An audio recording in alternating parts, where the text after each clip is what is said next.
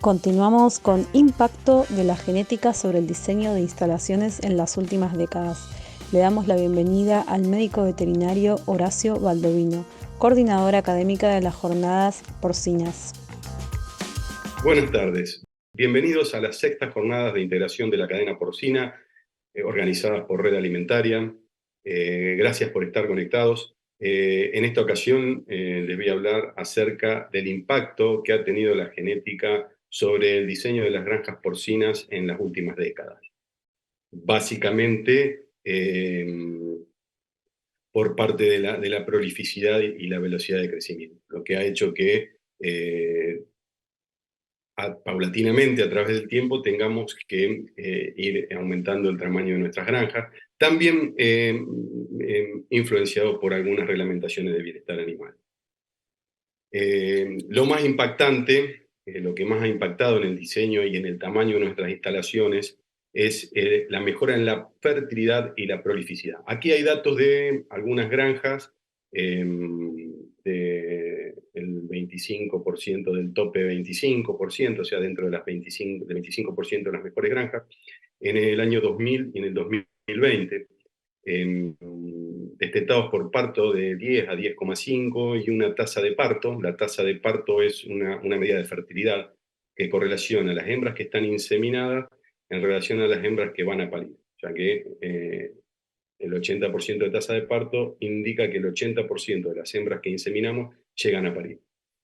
En el año 2020, los destetados por parto de las granjas que estarían dentro de las mejores o las más tecnificadas rondan entre el 12,5 y el 14, y la tasa de parto alrededor del 90% o más del 90%. Además de la genética, en la tasa de parto también puede influenciar la tecnología, el nuevo equipamiento, los nuevos diluyentes de semen, y fundamentalmente que en los años 2000 la mayoría de las dosis inseminantes se procesaban dentro de las mismas granjas, y en la actualidad la mayoría de las dosis inseminantes provienen de centros de inseminación que están bastante más tecnificados y con personal más calificado. Bueno, para dar una medida del impacto que puede tener la genética, aquí les muestro algunas líneas, los valores de algunas líneas, especialmente nacidos totales y nacidos vivos, de algunas líneas que se han importado al país en los últimos 2 años. Fíjense, nacidos totales, en potencial de nacidos totales de una línea Yorkshire de 22,2, de 20 nacidos vivos. Esto es estas líneas que se han importado, lo vamos a ver reflejado ya el año que viene en los reproductores producidos a través de estas líneas. También hubo un incremento bastante notable en la velocidad de crecimiento, y además se aumentó el peso de faena. En el año 2000, revisando registros de clientes de esos años, el peso de faena rondaba acá hay un error, entre los 95 y los 105 kilos. No mucho más que eso. Una edad faena de 163 días. Usábamos la tabla de Porgen de 1997, donde a los 163 días nos indicaba 105 kilos de peso, con una ganancia media diaria de nacimiento-venta de 636 gramos. En la actualidad ya el peso de faena, tanto para beneficio de los productores como para beneficio de los faenadores, faenar un animal de 90 kilos y faenar uno de 130 para el matarife tiene el mismo costo. Entonces, tanto en Argentina como en el resto del mundo se fue llevando paulatinamente el peso de faena más alto. Hoy la mayoría de las granjas están vendiendo entre 120 y 130 kilos, con una edad faena de 168 días, si nos basamos en la tabla de Choice para hembras y machos castrados, con una ganancia de nacimiento-venta de 765 gramos, más de 100 gramos por día de incremento. Bueno, todo esto ha impactado en el tamaño y en el diseño de las instalaciones en estos años. También influenciado por las nuevas reglamentaciones de bienestar animal, especialmente en Europa. Han cambiado los alojamientos en maternidad en los últimos 20, 25 años.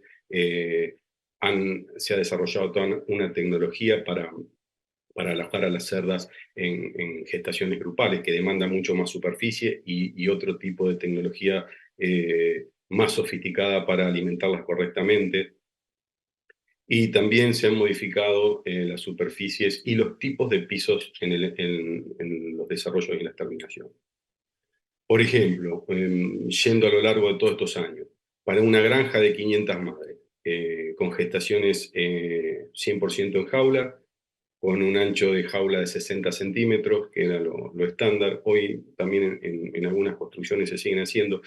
Las hembras han aumentado un poco de tamaño en estas décadas. Ahora se recomienda tener un ancho de jaula de gestación de entre 0,63 y 0,65 metros. Con jaulas de 60 centímetros nos requería una superficie, una gestación para 424 hembras de 910 metros cuadrados. Ya si aumentamos un 5% el ancho de la jaula, ya nos requiere 41 metros cuadrados más. Y si además, por normas de bienestar animal, incorporamos jaulas de autocaptura, o sea que las cerdas estén libres y vayan a comer a la jaula, ya nos demanda 1.120 metros más, ya que en líneas generales, desde una gestación solamente en jaula a una gestación libre con jaula de autocaptura, la gestación libre con jaula de autocaptura son corrales donde las cerdas están libres, juntas, en corrales de muchos animales, y ellas mismas se meten a la jaula solamente al momento de comer. En estos 20 años hemos incrementado la necesidad de la gestación de alrededor de un 20%. Con respecto a la maternidad, lo mismo. Para una granja de 500 madres con destete a 28 días necesitamos 5 salas de 24 jaulas cada una. Fines de los 90 diseñábamos los corrales de gestación de 1,60 m por 2,40 m. Estábamos destetando 10,5, 11, 10. Ya para 2010 el requerimiento se hizo mayor, necesitábamos más superficie dentro de esos corrales. La jaula estándar era de 2,40 m por 1,80 m de ancho. Y ya se están diseñando, combinado por la cantidad de lechones extra que se destetan, más algunas normas de bienestar animal en algunos países, las jaulas donde la hembra luego de los 3 días se libera y puede dar vuelta, ya estamos hablando de corrales o de plazas de 2 metros de ancho por 2,60 m de largo. También, en estos últimos años, el requerimiento de superficie ha aumentado alrededor del 20%. Aquí vemos 2 ejemplos. Principio del 2000 hasta la actualidad, hemos incrementado un 35% aproximadamente los nacidos vivos y un 25% en el peso de camada. De acuerdo a donde uno tome los datos y en el país en que los tome, puede haber alguna variación en cuanto a esta diferencia, pero básicamente el impacto de la medida es y con respecto al destete, 11 lechones destetados de 6 kilos versus 14 lechones destetados de 6,6 kilos. Aumentamos también casi un 30% en la cantidad de destetados y más un 40% en el peso de la camada. Todo eso requiere más superficie para terminar de criar. Bueno, aquí vemos en la foto una jaula, la jaula de maternidad libre, donde durante los primeros 3 días el divisorio está aquí y es una jaula de maternidad tradicional estándar, y luego de los 3 días se abre el corral, lo que permite a la cerda moverse dentro del corral. Esto aumentó bastante los requerimientos de superficie en la maternidad.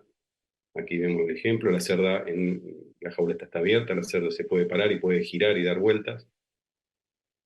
Aquí vemos una maternidad libre, compartida, lactancias compartidas.